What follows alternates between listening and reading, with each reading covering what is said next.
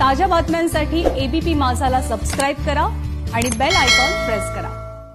दरम्यान सगळी जबाबदारी केंद्राची, मग तुम्ही काय करणार असा सवाल भाजपचे प्रदेशाध्यक्ष चंद्रकांत पाटील यांनी पवारांना केलेला आहे। दुसरीकडे राज्य सरकारनं पंचनाम्याविना सरसकट मदत करावी अशी मागणी विधान परिषदेचे विरोधी पक्षनेते प्रवीण दरेकर यांनी केली आहे। ते आज रायगड दौऱ्यावर होते, तर तिकडे अमरावतीमध्ये असलेल्या अनिल बोंडेंनीही दिवाळी आधी शेतकऱ्यांना मदत द्यावी असं आवाहन केलेलं आहे।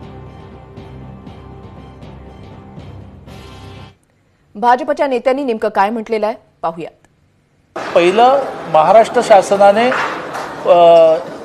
एक निवेदन तयार करायचं असतं। ते केलंय का की आमचं नुकसान किती झालं आहे ते केंद्राला पाठवायचं असतं। मग केंद्राची टीम बोलवायची असते आणि सगळ्यात महत्त्वाचं म्हणजे तोपर्यंत आपल्या तिजोरीमधून ॲडव्हान्स घोषित करायचा असतो।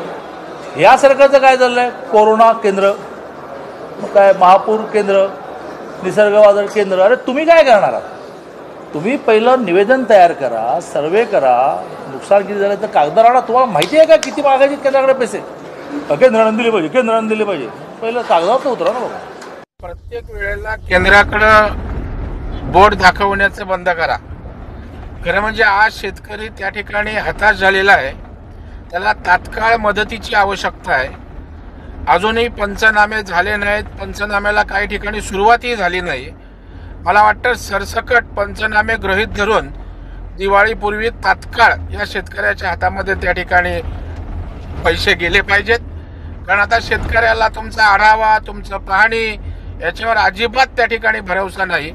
केंद्राने तातडीनं दखल घेतलेलीच आहे, परंतु देवेंद्र फडणवीस सरकारने ज्याप्रमाणे एसडीआरएफच्या माध्यमातून प्रत्येक वेळेला तातडीनं मदत दिली आणि त्यानंतर केंद्राकडे मागणी केली, त्याप्रमाणेच राज्य सरकारने या क्षणाला शेतकऱ्यांना सावरणं आणि मदत करणं आवश्यक आहे। शरदचंद्र पवार साहेबांनी आपल्या मुख्यमंत्र्यांना, उपमुख्यमंत्र्यांना आणि मंत्रिमंडळाला कृपा करून हा सल्ला द्यावा की तातडीनं 25,000 रुपये प्रति हेक्टरी कोरडवाहूला, 50,000 रुपये प्रति हेक्टरी बागायतीला मदत त्यांच्या खात्यामध्ये करावी, पंचनाम्याच्या भानगडीत पडू नये।